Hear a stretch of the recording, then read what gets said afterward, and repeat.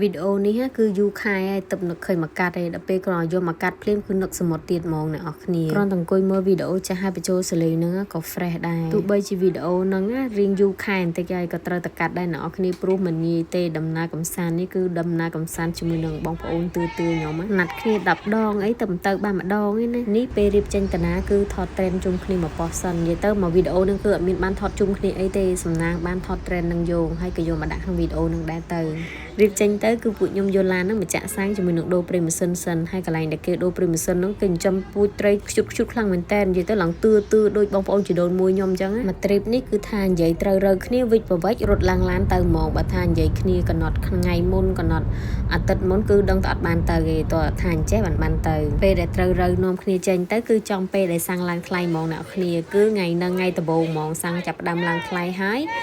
សាំងចាក់មានកំណត់ទៀតដូចចាក់បានតែ40រៀលទេគឺគេអត់ឲ្យយើងចាក់ពេញទេតែអត់ខ្វល់ទេឲ្យតែបានដើរសាំងឡើងដល់1លីត្រម៉ានក៏អត់ខ្វល់ដែរព្រោះងាយបានណាត់គ្នាបានយើងចាក់40រៀលនឹងសិនទៅចាំទៅដល់កំពង់សោមចាំយើងចាក់ថែមមកពេញទៀតឥឡូវនិយាយគឺមកដល់ផ្សារកំពង់សោមហើយអ្នកគ្នាកំពុងទៅចូលផ្សារលាំងលើយើងហ្នឹងចូលមកទិញគ្រឿងសមុទ្រស្រស់មានអីគ្រឿងសមុទ្រគេស្រស់មែនតែអ្នកគ្នារស់រវើកអញ្ចឹងប៉ុន្តែបើនិយាយពីតម្លៃវិញគឺខ្ញុំអត់ដែរថាទៅសមុទ្រពេលណាដែលទិញបានគ្រឿងសមុទ្រធូរថ្លៃឯអ្នកគ្នាគឺដឹងតែពីថ្លៃយកហ្មងហើយអត់មានម៉ួយអត់មានអីដូចគេគឺយើងចូលទៅដល់ដើរមើលមួយជុំពីរជុំទៅយើងពេញចិត្តកន្លែងណាយើងចូលសួរតម្លៃទិញកន្លែងហ្នឹងហ្មងដោយសារតែពេលទៅលេងកំពង់សោមរត់ដល់គឺខ្ញុំអត់ដែរងាយទិញហូបយកធ្វើអ្នកគ្នាយើងទៅគ្នាតិចអញ្ចឹងយើងកំងគេញ៉ាំ direct ហ្មងយើងអត់បាក់ធ្វើចេះអានេះយើងទៅគ្នាច្រើនអញ្ចឹងតទៅកំង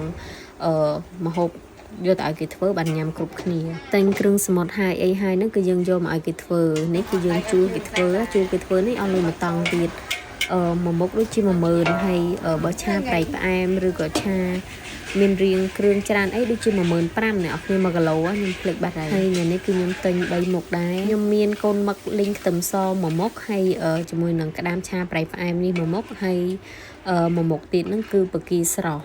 បន្ទាប់ពីធ្វើម្ហូបហើយអីហើយហ្នឹងគឺយើងជិះមកឆ្នេរអូត្រេសមកដល់ឆ្នេរអូត្រេសរៀងស្ងប់ស្ងាត់ដែរដោយសារតែថ្ងៃដែលខ្ញុំទៅហ្នឹងគឺ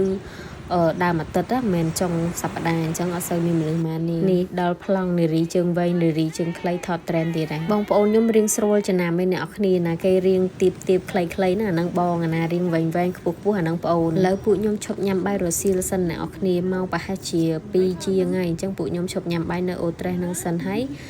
នៅមើលទឹកសមុទ្រនៅលេងនឹងប្រហែលជាមួយផ្លែតបានខ្ញុំបន្តទៅទៀតកន្លែងដែលខ្ញុំទៅថ្ងៃហ្នឹងគឺទៅកោះរាជបុត្រខ្ញុំកម្រងទៅគេងនៅកោះរាជបុត្រហ្នឹងមកយប់ថ្ងៃដែលខ្ញុំមកហ្នឹងគឺមេឃឡើងស្ទុំសំណាងហើយអត់ឃ្លៀងចេញពីឆ្នេរអូត្រេសគឺខ្ញុំមកដល់កោះរាជបុត្រហើយឮថាកោះអញ្ចឹងមិនមែនថាឆ្លងទូកឆ្លងអីអ្នកនរគ្នាគឺជិះ direct មកដល់លេនៅកោះរាជបុត្រហ្នឹងអ្នកនរគ្នាតម្លៃពេញបើខ្សែអាទិត្យតម្លៃដូចជាខ្ទង់60រៀលជាងតែថ្ងៃដែលខ្ញុំកក់នេះគឺតម្លៃតែ58រៀលទេដោយសារពីថ្ងៃច័ន្ទដល់ថ្ងៃសុក្រគឺតែ58តោះចូលមើលរកបាក់ចូលក្នុងកន្លែងដែលខ្ញុំគេងនេះគឺតម្លៃធូរថ្លៃខ្លាំងមែនតើអ្នកគ្នារបៀបដូចជាផ្ទះមួយអញ្ចឹងហើយមានបន្ទប់ទទួលភ្ញៀវមានបន្ទប់ទឹកមួយហើយក្នុងបន្ទប់ទឹកគេហ្នឹងក៏ធំទូលាយដែរហើយនៅក្នុងហ្នឹងគឺមានបន្ទប់គេង2ហើយបន្ទប់ទី1គឺមានក្រែ2ក្រែហ្នឹងប្រហែលជា1.2ម៉ែត្រតែយើងមាន2ក្រែហើយមានវេរ៉ង់ដាមានអីដូចគ្នានិយាយទៅបន្ទប់ទឹកគេ clean ស្អាតដូចអ្នកគ្នាបានឃើញអញ្ចឹងហើយបន្ទប់គេងមួយទៀតហ្នឹងគឺមានក្រែមួយប៉ុន្តែក្រែហ្នឹងគឺក្រែធំណានៅក្នុងហ្នឹងមានទូកៅអៅមានម៉ាស៊ីនត្រជាក់ហើយនឹងមានវេរ៉ង់ដាដូចគ្នាអ្នកគ្នានិយាយទៅគឺមានទ្វារបើកចេញទៅវេរ៉ង់ដាខាងក្រៅនឹងដូចគ្នាកន្លែងដែលខ្ញុំកក់ហ្នឹងគឺកក់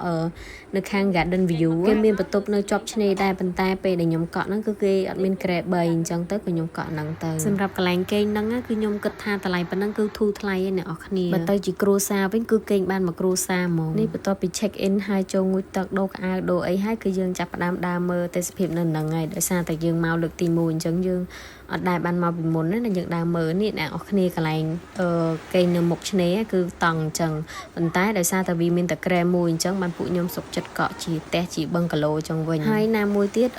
បុគ្គលិកនៅនឹងគាត់អត់ឲ្យយើងកក់ឯដោយសារតែអត់សូវមានភ្ញៀវថ្ងៃនេះខ្ញុំទៅនឹងដើមសប្តាហ៍អញ្ចឹងវារៀងស្ងាត់មកនៅមុខឆ្នេរហ្នឹងអញ្ចឹងបានគេឲ្យយើងកក់នៅខាងលើនោះវិញទៅថ្ងៃដែលខ្ញុំទៅហ្នឹងគឺមេឃរកភ្លៀងអ្នកនរគ្នាអញ្ចឹងមេឃអត់សូវបើកថ្ងៃម៉ាទេមេឃរៀងសតុំជាក់ហើយយើងស្ដាប់សលេងរលកបោកជាមួយនឹងខ្យល់មកតិចទៀតអូយ fresh សាហាវហ្មងនឹកសមុទ្រទៀតហើយបើងាកមកប្លង់ខាងនេះវិញគឺស្អាតខ្លាំងមែនតើហ្មងអ្នកនរគ្នាហើយនេះឥឡូវខ្ញុំកំពុងតែ enjoy គេនៅអៀនសិនណាតាមពិតខឃើញទឹកសមុទ្រហ្នឹងគឺគេសក្រឺតហ្មងបើម្នាក់នេះគឺគេមកសម្រេចបំណងគេអ្នកនរគ្នាសៀមរាបកំពង់សោមគឺគេមកដេកស្ដាប់សំឡេងទឹកសមុទ្រពិតអាហ្នឹងគឺមកស្ដាប់ហ្មងពេលរៀងល្ងាចបន្តិចទៅចាប់ផ្ដើមមានថ្ងៃលិចតិចអ្នកនរគ្នាអូយស្អាតខ្លាំងមែនតើណាពេលថ្ងៃរៀបលិចអានេះថ្ងៃអត់សូវខ្លាំងផងណាថ្ងៃនៅតិចទេប៉ុន្តែស្អាតខ្លាំងមែនតើអូយប្លង់ថតរូបថតវីដេអូច្រើនណាស់អ្នកនរគ្នាគឺស្អាតខ្លាំងមែនតើហើយបើនៅខាងនោះដូចអ្នកគ្នាឃើញហ្នឹងអាហ្នឹងគឺកោះសំពោចតែពួកខ្ញុំអត់តន់ទៅតអាស្រ័យបានពួកខ្ញុំទៅឥឡូវហ្នឹងគឺពងតវីវមួយហ្នឹងថតរូបថតវីដេអូគ្រប់គ្នាហើយអត់សូវបានថតជុំគ្នាដោយសារម្នាក់ពងតវីវរៀងខ្លួនពេលដែលយើងនាំគ្នាទៅគេងនៅកន្លែងដែលយើងត្រូវលេងហ្នឹងហ្មងអ្នកគ្នាគឺអត់សូវហត់ទេដោយសារតែយើងតាមសម្រួលហ្មងនេះចូលមកដល់ពេលព្រឹកហើយអាហារពេលព្រឹកទាំងអស់ហ្នឹងគឺគេ free ទាំងអស់អ្នកគ្នាតម្លៃបន្ទប់ប៉ុណ្ណឹងហើយមាន free អាហារពេលព្រឹកទៀតដូចអ្នកគ្នាឃើញអញ្ចឹងអានេះគឺគេដាក់ចូលគ្នាប៉ុន្តែពងអាហារពេលព្រឹកដែលគេឲ្យយើងហ្នឹងគឺអាចដល់ទៅ5នាក់អ្នកគ្នាមានអាហារពេលព្រឹកជាមួយនឹងភេសជ្ជៈមានដូចជាទឹកម្នាស់និងកាហ្វេញ៉ាំអាហារពេលព្រឹកហើយអីហើយគឺមកសណ្ដិលខ្យល់ទៀតហើយអ្នកគ្នាអូយពេលព្រឹកនិយាយពីថា